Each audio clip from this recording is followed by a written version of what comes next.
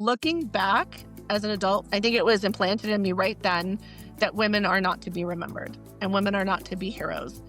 And we are there to support men. So all of that just kept growing and growing. And that feeling of realizing how much history has been hidden from us, I went back to that little girl and that feeling, that very first feeling of being taught that our stories didn't matter and that once you're gone, and that your story didn't deserve to be told again and again. But I will say that the biggest breakthrough that I've had in regards to anxiety is realizing how much I have stifled my own voice and how much I have been afraid to use my voice. So what would you tell now your younger self that was hiding, her writing and doubting her worth? I would have told her it's okay. That's who you are. Stop trying to be someone else.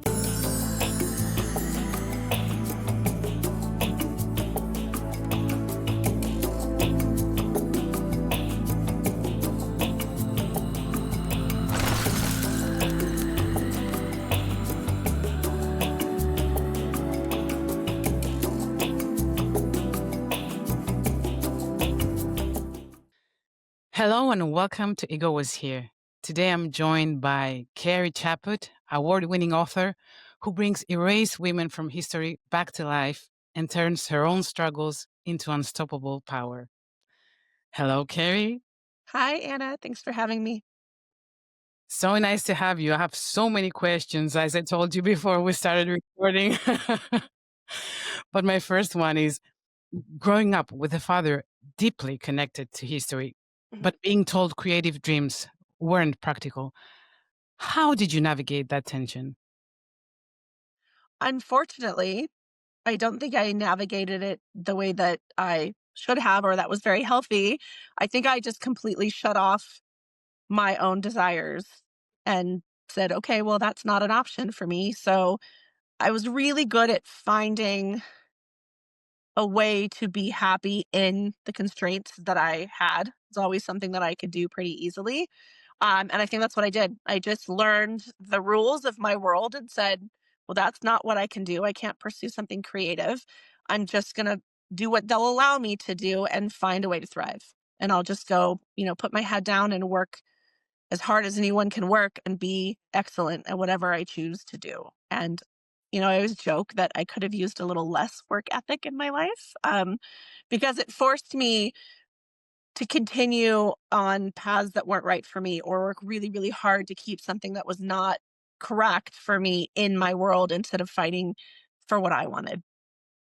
Yes. So when you first asked yourself, were there no women in history? Mhm. What awakened inside you? Curiosity, frustration, or something else? Well, I was really young, as you probably heard from another interview that I did, that I was 8 the first time I really kind of thought, because I used to sit and listen to my dad's history lectures, and they were in our living room every week for my entire childhood. And I would listen and like behind the couch quietly and I was 8 when I first thought that and thought, where are all the women? And I didn't really think much beyond that thought at the time. Looking back as an adult, when I look back and I think about that, I think that I felt really very forgotten right then. Mm. I think it was implanted in me right then that women are not to be remembered and women are not to be heroes. And we are there to support men. I think it just kind of was that early and that quick that hit my consciousness. And I grew up in a kind of a patriarchal family as well. So that mirrored what I was seeing. And then as I got older, it just that voice got a little bit bigger and a little bit louder. And then in my 20s, while I was still in high school doing my own research on women, thinking, wow, this is so amazing that I found these stories and they were great for me, but I never envisioned, wow, I should do something with this. I should tell other people about this. It was just a very personal thing to me that I felt, oh, this is giving me something that I didn't have before in my life. And then it just grew and grew and grew. And then finally, when I hit 40, that age for me was sort of like the beginning of me saying, this is now my time. Uh, I got to do something for me because I cannot keep doing what I've been doing. I was empty, was a shell of a person by that point. Yes. And then when you start moving forward to take the steps towards the life that you want, it's a lot of learning and unlearning all of the things that you've done in your past. So all of that just kept growing and growing. And that feeling of realizing how much history has been hidden from us, I went back to that little girl and that feeling, that very first feeling of being taught that our stories didn't matter and that once you're gone, and that your story didn't deserve to be told again and again. Now then it made me angry, and now I'm a combination of all of the things. So when you were young, you felt that you had to hide parts of yourself in order to fit the Yes, expectations around you, right? very much. Yeah. So that caused the anxiety because I know that you struggled with the anxiety disorder. Mhm. And do you think that was one of the reasons that you weren't able to, like, you know, let your creative talent shine? I think that's a really important question, and I've thought about that a lot, and I really think that it's hard at this point in my life because anxiety is such a huge part of me that I'll never really, I don't think, be without it. I manage it, Mhm. and I have times that are great, but it's never really gone. But I wonder how much is just because it's become pattern to me. My nervous system knows this is what I do. But I will say that the biggest breakthrough that I've had in regards to anxiety is realizing how much I have stifled my own voice and how much I have been afraid to use my voice. And when I realized that, when I really said, I need to stop caring what people think, and I need to stop living for other people and living for these external validations, that opened up a portal to a managed anxiety that I've never known. Carrie, do you think you were raised like that? Like, um, that other people's opinion really matter. Were your parents like that? I I'm not sure. I think that um somewhat. I think it became, for me, I was a very introverted, shy, sensitive kid. The world was a lot for me as a kid. And so I was very just I shut off and became very Mm. internal. And I had a bit of a chaotic family. Um my mother struggled with mental health, and I think I learned really early on to read the environment, to look for cues for when something was going to fall apart. Yes, Um, yes. I I, think anyone who's lived I that totally world, you relate know to it, this. right? You can feel it just even Yes, thinking about what that that was was me. like. Yeah. Exactly, my childhood. And you read the room from the time you're a baby. I think you Yes, just, yes. and so I think I've externalized so much of looking elsewhere to see where I belong or what's okay to do and what's not okay to do and what's going to make someone freak out on me, what's going to keep things sort of calm and safe. So I think that's where I learned it, was a survival mechanism.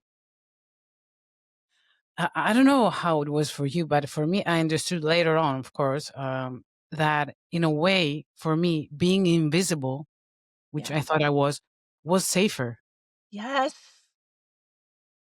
Because all my life, I thought that, I felt invisible, but then my need was to be visible. But now that I Mhm. think of it, I think that being invisible was my safe zone.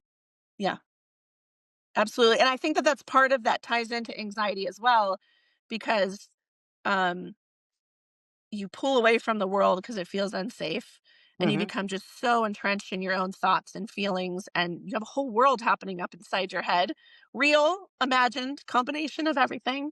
Um, and it did feel safer to just be alone, silent, and shut off. I absolutely agree with that. Yeah. Yeah. So for years, you kept writing in secret. Yeah. What made it so hard to believe your own creativity mattered?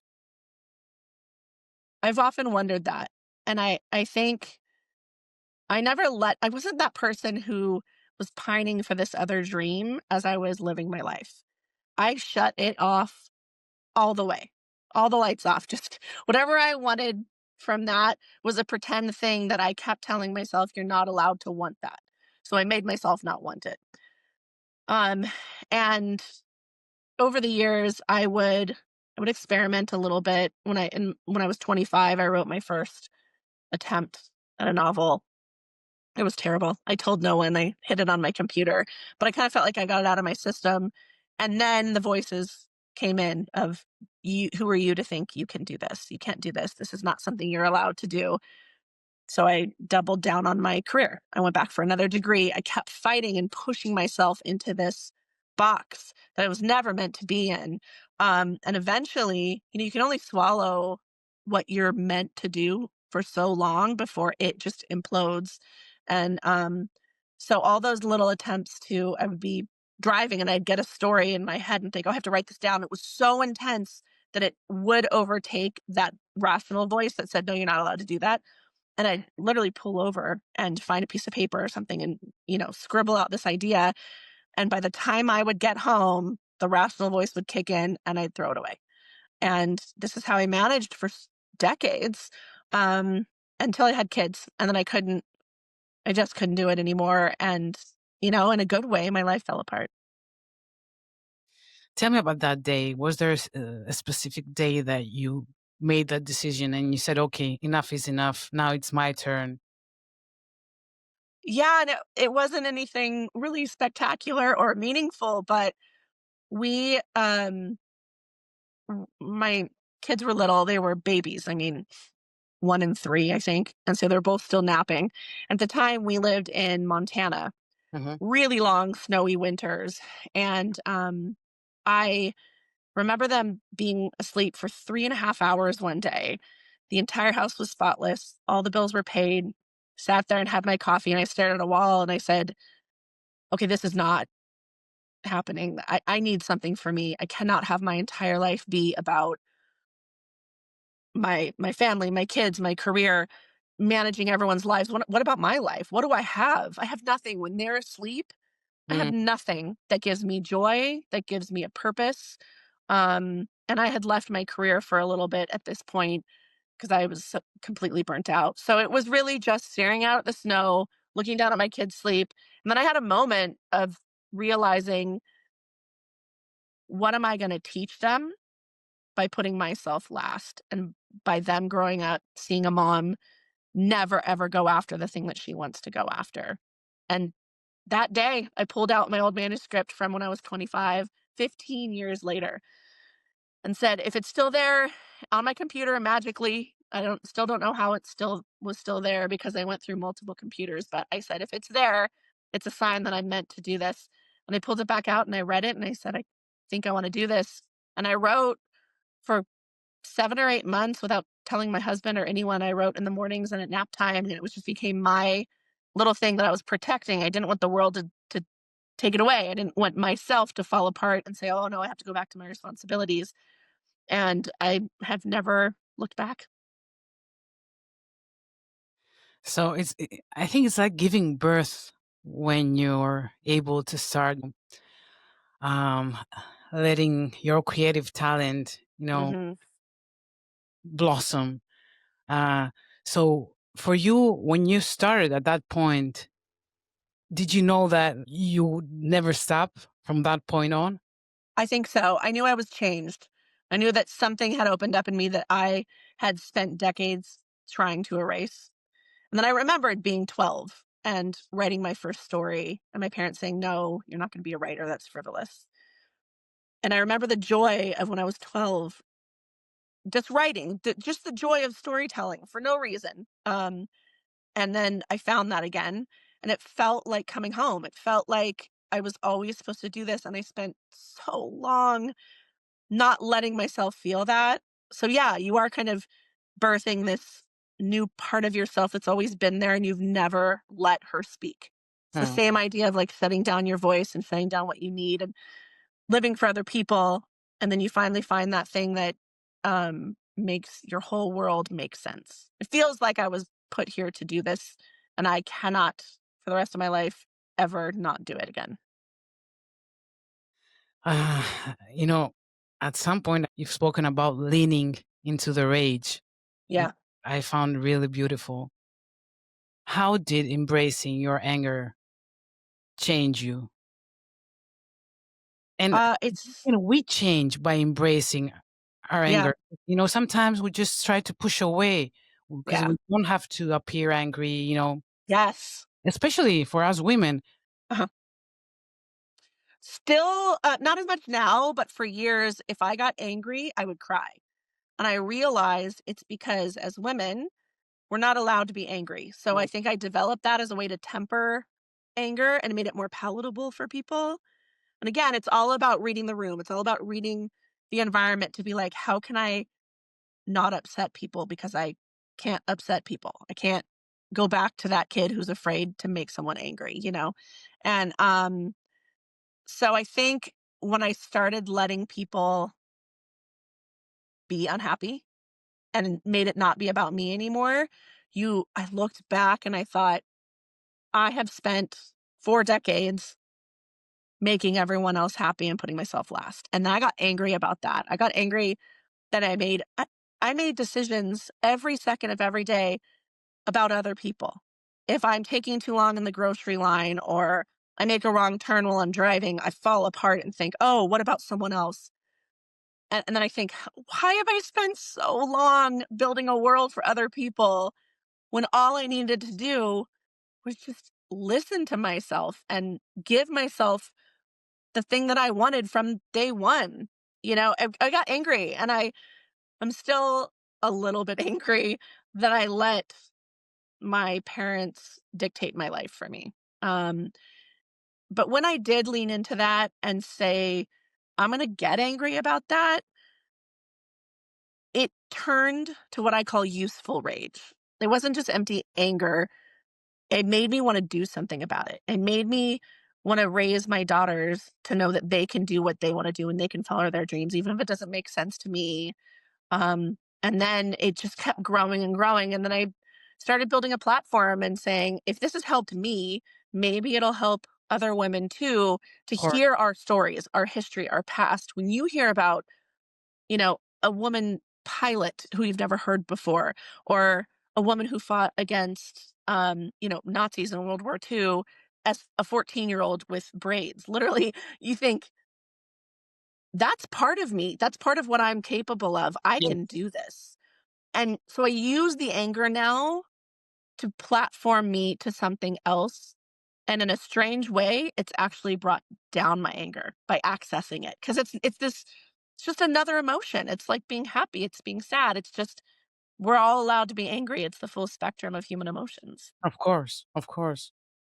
How do you decide which women from history to spotlight? Like, That's a great question. especially those erased or misunderstood. I have kind of a set criteria, but mostly it's just a feeling. It's really intuition. I have a whole list of files of names on my computer of women that I've come across. I think I need to research them more. Um, it's really a feeling that I get of, oh, I don't know, I didn't know about this before and I can't wait to read more. That's really what it is. But what it comes down to is it's not just women who had something happen to them and they reacted to that one thing. It's usually women who have set their life course towards something that they wanted, something they believed in, um, external from what the world told them that they could or could not do. And usually it involves something that furthers all women in some way, whether it's as a profession or creating laws or showing women that you can wear whatever you want and you can speak however you want. And Yes. so that really carries for me is when it is, you can look at like, here's an example of Coco Chanel. She built an empire. She said some incredible, powerful things that make me go, oh, yeah, oh, I love that. But I won't celebrate her because she was also a Nazi and Mhm. she worked with the Nazis to sell, secrets and all that stuff. I'm not going to celebrate her because she did not promote what I believe in. And so there are certain women that I read about and think there are portions of what they've done that I can really appreciate, but I cannot celebrate them for the life that they led. Now, having said that, it's also important that I talk about that every single woman that I celebrate did something that you and I disagree with. And so there is that line of talking about the whole woman Um, you do things, you make mistakes in your life, and when you know better, you do better, and sometimes you don't know better. Of course. And I think that that's a really important distinction to make. But there are certain women that I read about and think I don't really want to promote the things that they lived for and the things that they fought for. So really, it's the women who risked their own sort of safety, security, and a life that was expected of them for something that made no sense to anyone else, but they believed in. Mm, And they did it. That was their life. They committed to this. Those are the ones that really I love. I don't tend to read about royalty a whole lot. I want to know about the women, ordinary women who were pushed to extraordinary circumstances by their own internal drive. Those really fascinate me. yes. And tell me, like, what lessons did Eleanor Roosevelt teach you about resilience, and how they shaped your path as a writer? Yeah. Um, she is she is the one who changed me. She's the first one that started this whole thing for me. Because when I was in high school and I finally asked my dad, "Why aren't you lecturing on women in history?" And he's like, "Well, it's not part of the curriculum, you know." And I Mm, said, I need names. Give me give me women in history to read about." And he's Eleanor Roosevelt was one he told me to read.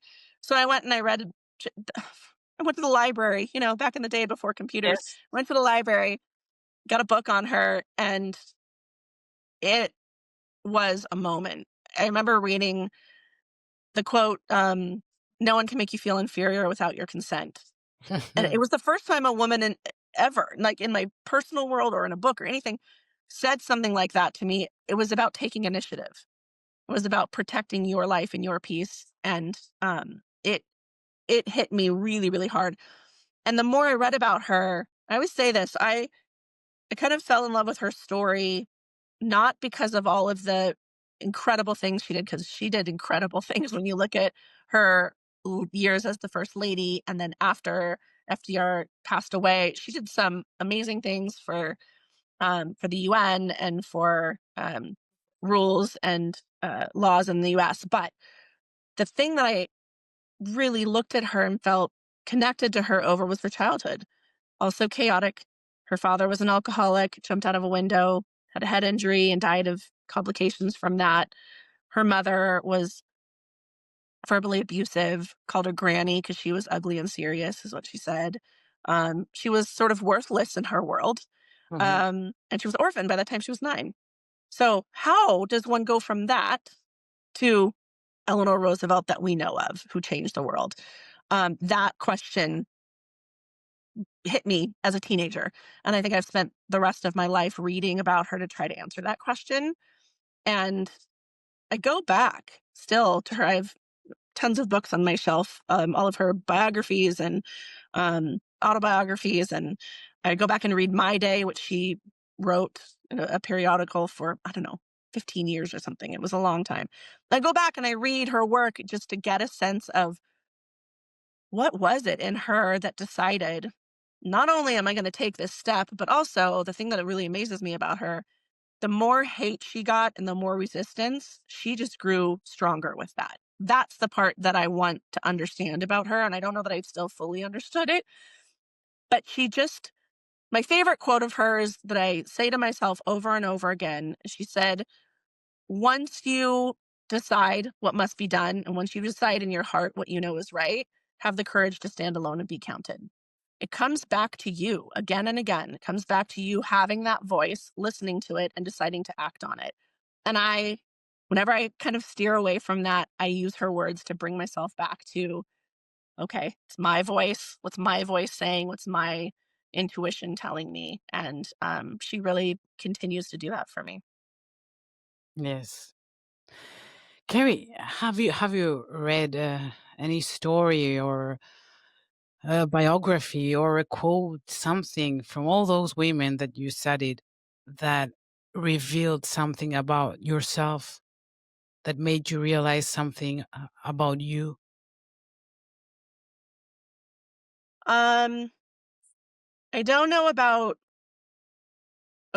quote or anything, but I do know that I heard someone say somewhere, I can't remember where, um, about how much I was chasing the thing I didn't have in my childhood, which was approval from my mother, really is what it comes down to. And I didn't realize I was carrying that wound Mhm. all the way through my life. It drove everything that I did, especially in writing and writing is so creative and it, you're in your feelings and your emotions and Yeah. it's this really passionate side of yourself. And then publishing is a business. And to survive in publishing, you need the gatekeeper's approval. You need Mhm. the agent approval. You need the publisher's approval. You need the editor's approval. You need the reader's approval. And I kept chasing that external thing. And the moment I realized that all of my goals that I set for myself were to get other people to approve of me, like, that's not a goal. That was a recipe for disaster, What is does what that that mean? was, because Yes. you're going to fail every time if that's your goal. So the moment that I put it together, I must have been reading someone who talked about this about their own life, and um, I mean, I think I stopped breathing for a minute when I read that, and I thought, I have carried that wound my entire life. I didn't realize that everything I've done is still to try to get someone else to tell me I'm good enough. I'm not invisible. Exactly like you said. Mm. That changed me.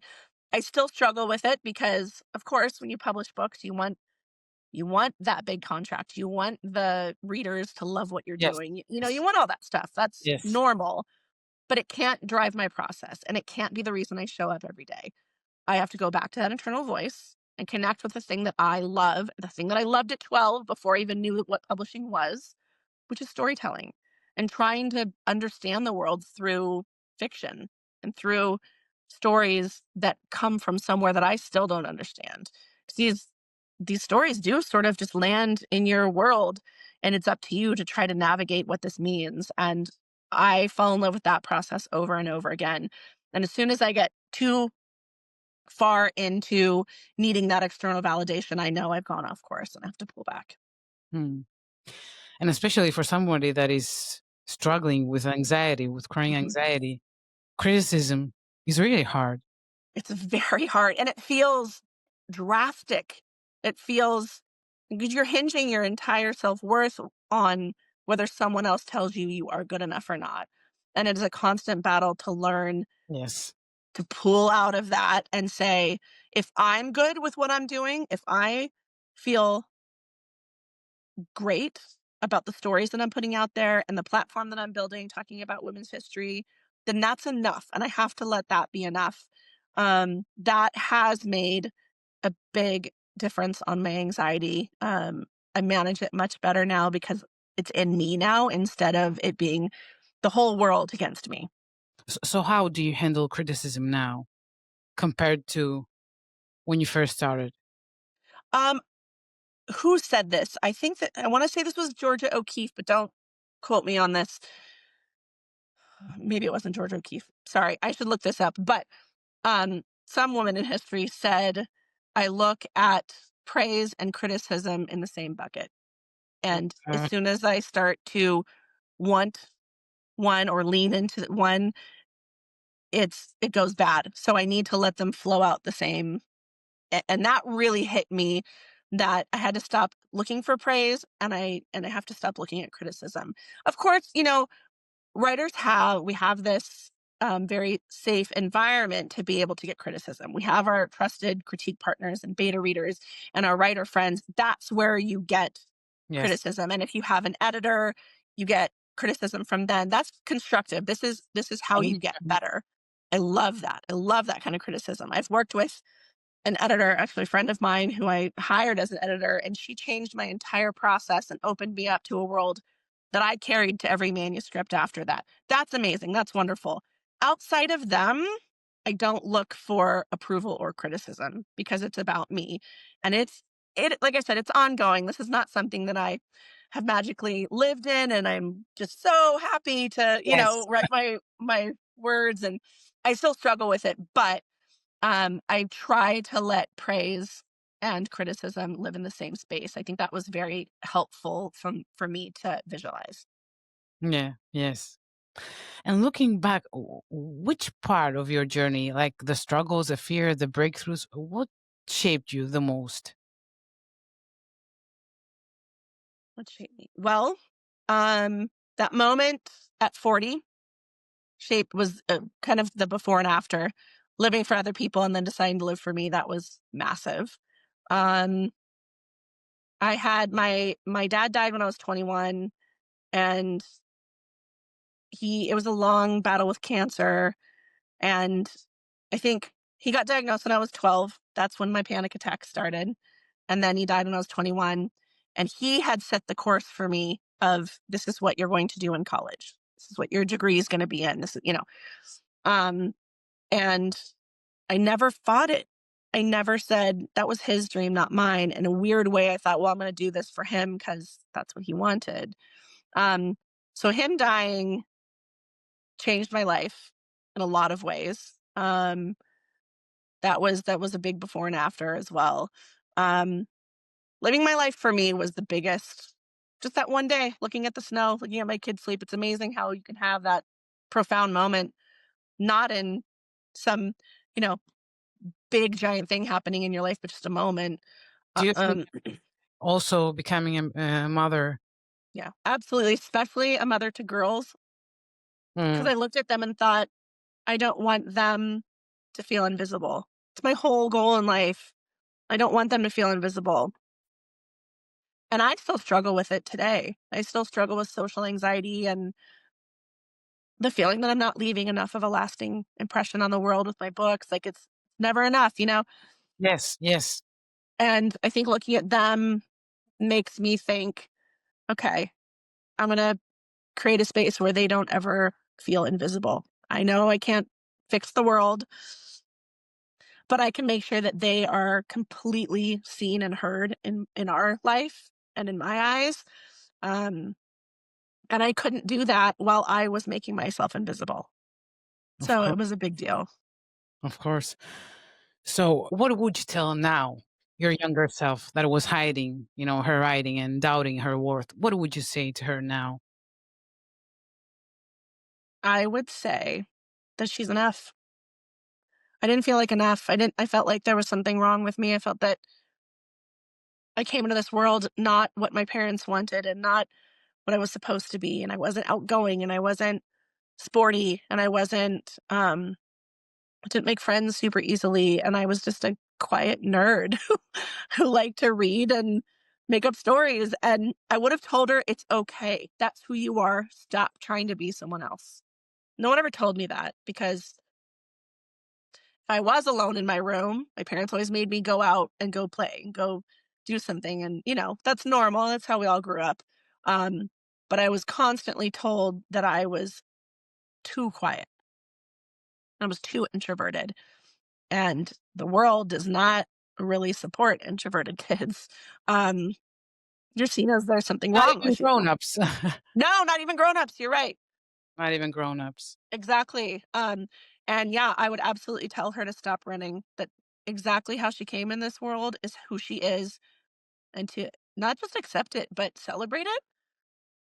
No one had ever told me that, and I am trying to learn how to do that now. And you're fumbling through because I don't know how to do this, but I'm trying. Yes. You know, I think that we all struggle with feeling that we are enough. We're always doubting ourselves. And I think that even those women that you write about, I'm sure they had moments like that, but they just kept Yeah, going, pushing forward. yeah. Because we're all human and, we always struggle with the same issues, I believe. Um, we all want to fit in, we all want to create an impact. Mhm. Uh, but there are the ones that, get stuck and those that are able to push forward. Yeah, Um, absolutely.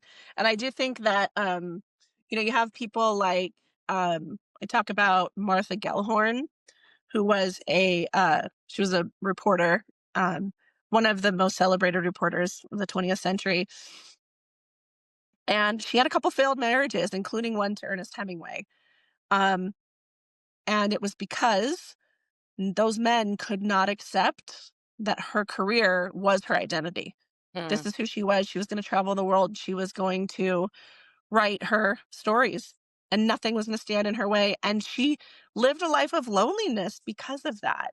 And I find that endlessly fascinating because she knew it. She accepted that maybe marriage and love is not going to fit into this world, but it's okay because this is the path that I choose for me. And if someone can't accept that, then they mhm. don't belong in my world. And I find those choices endlessly fascinating. Of course, of course. When they're genuine, you know? Yes, Yes, yes. Carrie, how do you measure success for yourself beyond external approval? that's a really good question. I think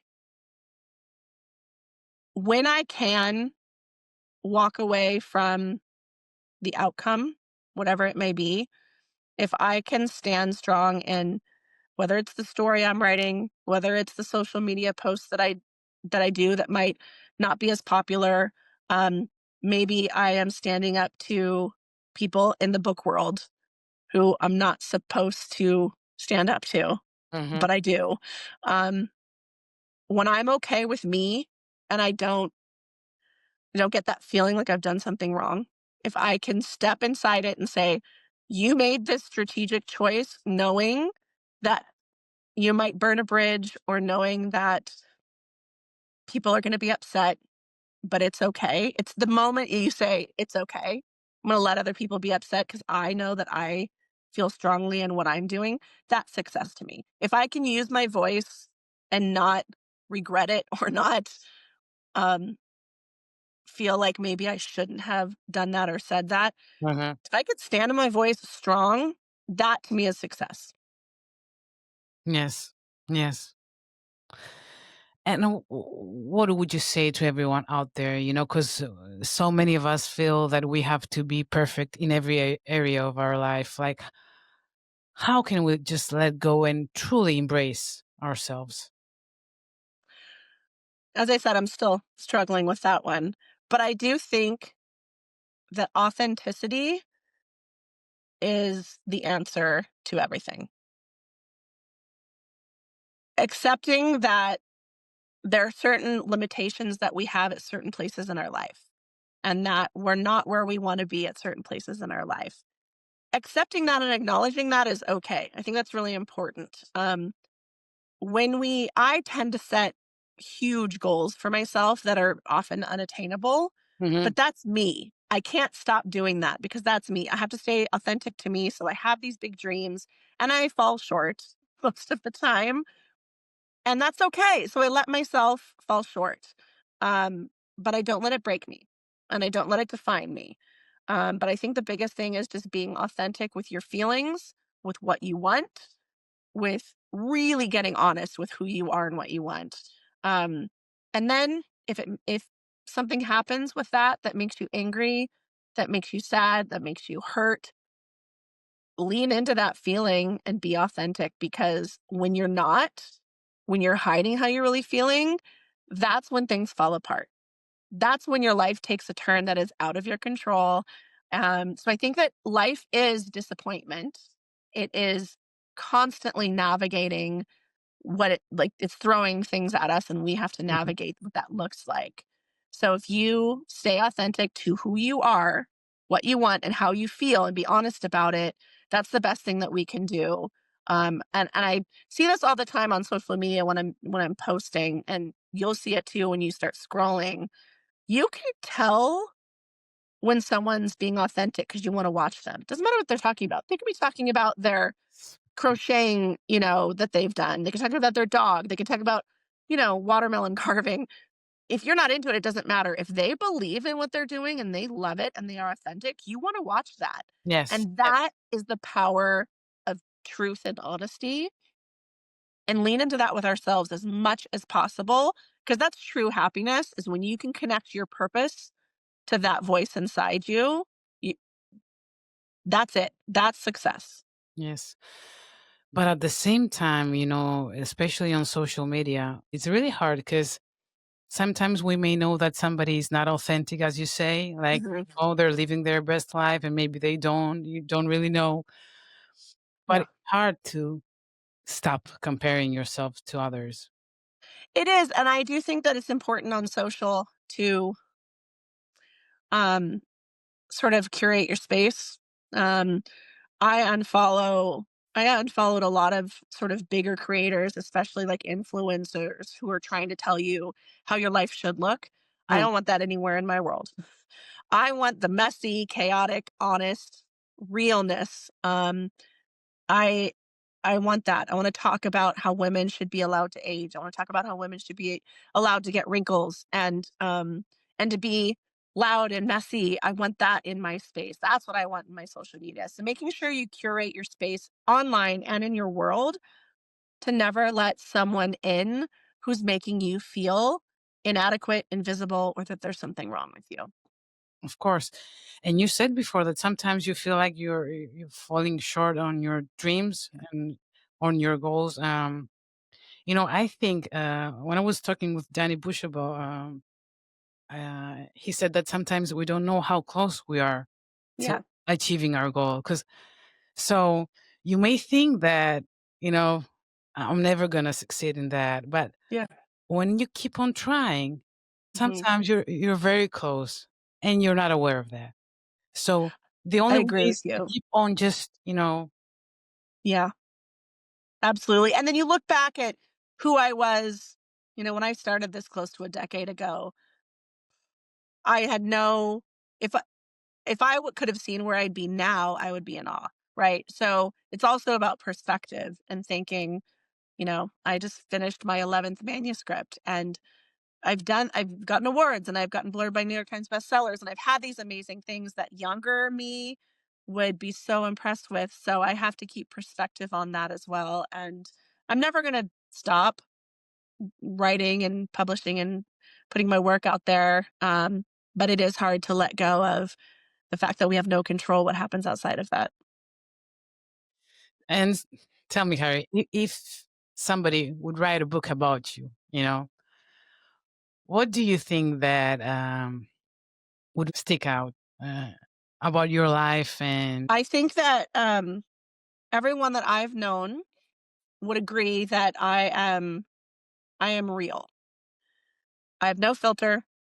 What you see now is what you would see if you and I were sitting down having coffee. If I was in Greece hanging out with you and we yes, were just chit chatting, you would see this. What you see online from me is what you would see if you were at my house having dinner. I'm very authentic to who I am, even in the past when that's been hard for me because I don't always fit in. I'm always looking at the world from a lens of women's history and feminism. And so that I don't do small talk and I don't, there's things about the social world that don't always jive with me. uh-huh. Um, but I'm real, and who you meet is who I am.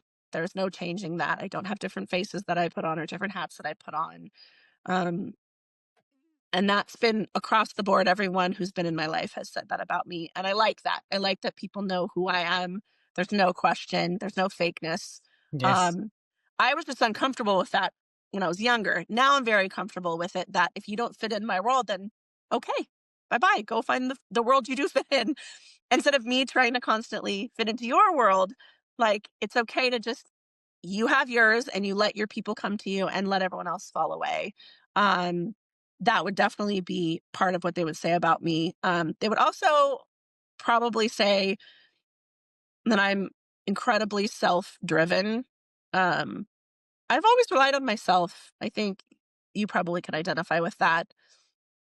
When you feel invisible, you get really good at making your own road and of course, your own yes. paths and your own turns.